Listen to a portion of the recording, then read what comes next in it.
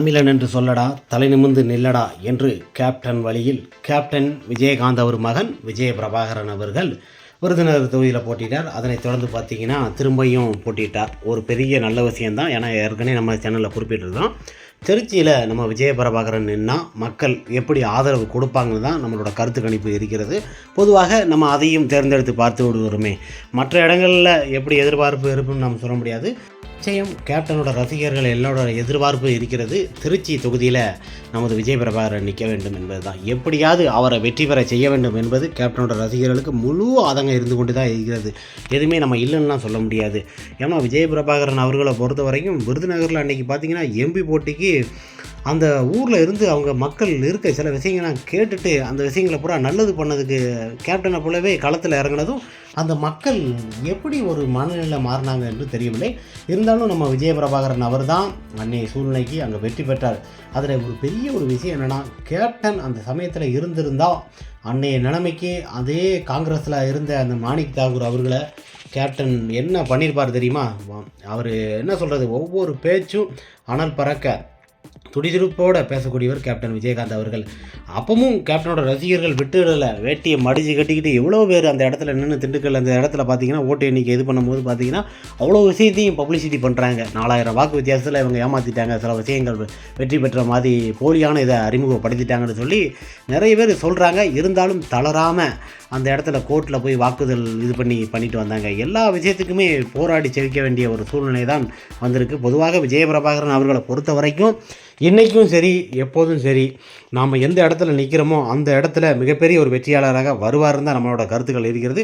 குறிப்பாக திருச்சியில் விஜய பிரபாகரன் அவர்களை நிற்க வைக்கணும்னு தான் கருத்து இருக்கிறது. பொதுவாக மு.க. ஸ்டாலின் அவர்களை நிப்பாட்டலாம் அப்படின்னு சொல்லி அவங்களோட கட்சி நிர்வாகிகள் எல்லாருமே சொல்லிக்கிட்டு இருக்கிறாங்க. ஆனால் தளபதியார் அவர்களை பொறுத்த வரைக்கும் நம்ம அங்கே நிற்க வேண்டாம், தேவையில்லை, நம்ம அடுத்த ஆண்டு பார்த்துக்கலாம், இந்த ஆண்டு லெஸ்ட் எடுத்துக்கலாம் அப்படிங்கிற சொல்கிற அளவுக்கு ஒரு நிலைமைக்கு வந்திருக்கிறாரு.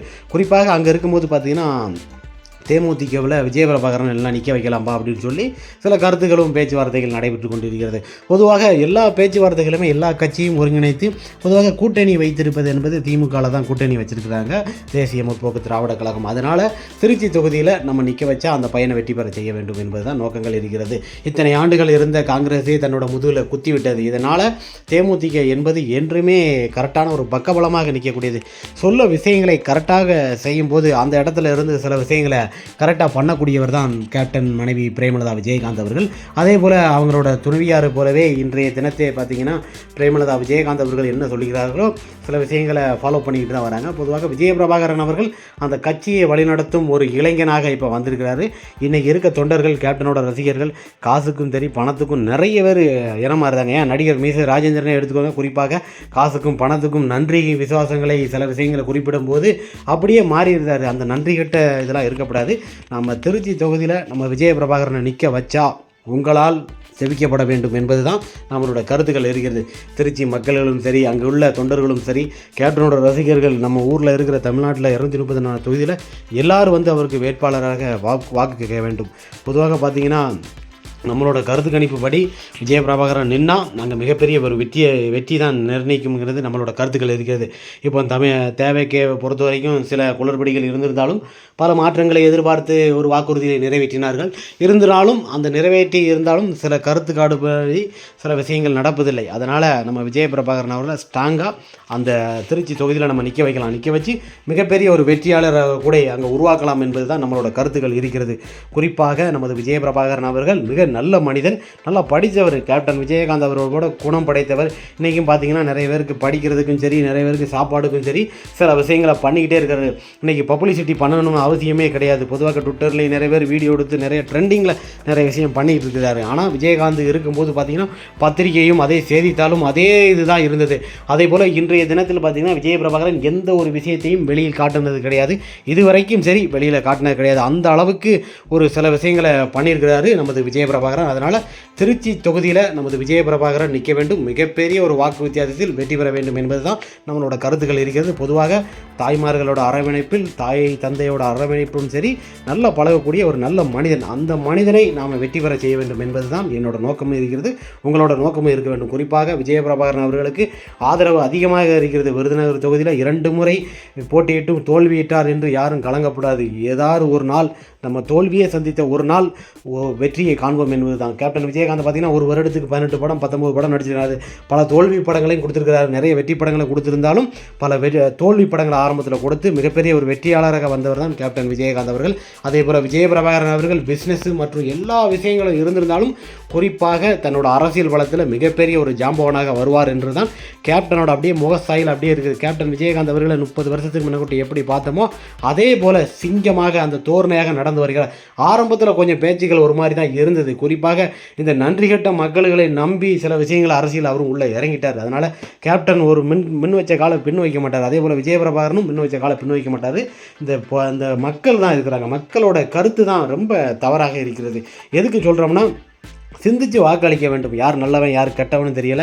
பொதுவாக ஒரு நல்ல மனிதர்களை இழந்துட்டோம், கேப்டனை நம்ம இழந்துட்டோம். அவங்க பிள்ளைங்களுக்கு ஒரு சீட்டு கொடுங்க, அவர் செய்ததா செய்யலையா, செய்யலைன்னா அடுத்த ட்ரிப் நாமளே தூக்கி எறிஞ்சிடலாம் அப்படின்னு மக்களோட மனநிலை வறுமையா, அது வரும் வரைக்கும் சில விஷயங்களை நீங்களே ஏற்படுத்தி கொடுக்கக்கூடாது. பொதுவாக நம்ம விஜய பிரபாகரன் அவர்கள் திருச்சி தொகுதியில் நிற்க வேண்டும் என்பது தான் எல்லாரோட கருத்துக்கள் இருக்கிறது.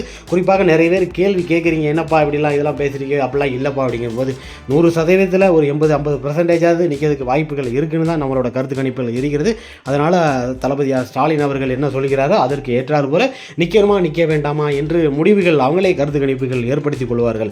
நாம தான் ஏற்படுத்த வேண்டும் என்பது நம்மளோட கருத்துக்கள் கிடையாது. மற்றவங்க என்ன சொல்கிறாங்கன்னு நம்ம எல்லாரும் எடுத்து பேசக்கூடாது. பொதுவாக அவரோட பையனை நிற்க வைக்கணும் என்பது சொல்லி பாமர மக்கள், விஜயகாந்தோட ரசிகர்கள் எல்லாருமே ஆசைப்படுகிறாங்க. விஜய பிரபாகரன் ஒரு வெற்றி பெற்றிருந்தால் நல்லாயிருக்கும் என்பதுதான். எல்லாருமே அந்த தொகுதியில் நிற்கும் போது விஜய பிரபாகரன் நின்னா மிகப்பெரிய ஒரு வெற்றியாகும், விருதுநகரத்தில் வெற்றியாகும் என்பது தான் ஒரு சீட்டு கன்ஃபார்ம் என்று நாம் நினைக்கிறோம். ஆனால் அதுலேயும் நிறைய பேர் குளறுபடி பண்ணதாங்க பார்த்தீங்களா, அதுதான் மிகப்பெரிய ஒரு பிரச்சனையாக வந்து நமக்கு தெரியுது. எங்கே என்ன பிரச்சனை நடந்தாலும் கரெக்டான முறையில் அதை ஃபாலோ பண்ணி கரெக்டாக கொண்டு வரது நோக்கத்தோடு தான் இருக்க வேண்டும்.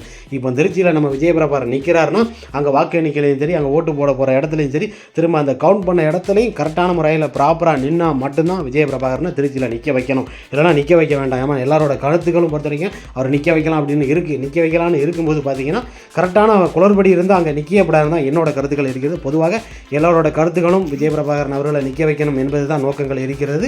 இருந்தாலும் ஒரு மாற்று கருத்துக்கள் படி பல வித்தியாசங்களை கொண்டு வந்தவர் கேப்டன் விஜயகாந்த் அவர்கள். அவரோட பிள்ளைகளும் நிற்க வைக்கும் என்பது தான் சில கருத்துக்கள் பேசிக் கொண்டிருக்கிறார்கள்.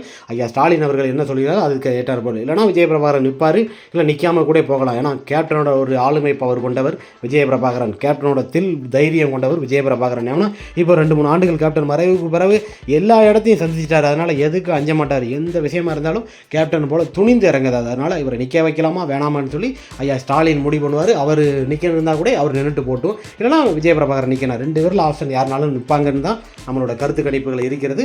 2 பேரிலும் திருச்சி தொகுதியில் யாராவது ஒருத்தர் நின்னா மிகப்பெரிய ஒரு வாக்கு வித்தியாசத்தில் வெற்றி பெற வேண்டும் என்பது தான் நம்மளோட பேச்சு கருத்து கணிப்புகள் இருக்கிறது. ஓகே ஃப்ரெண்ட்ஸ், பொதுவாக இது நடந்தால் நல்லாயிருக்கும் என்பது தான் நம்மளோட கருத்துக்கள் என்று வெளியிடப்படுகிறது. ஓகே ஃப்ரெண்ட்ஸ், நெக்ஸ்ட் பார்க்கலாம்.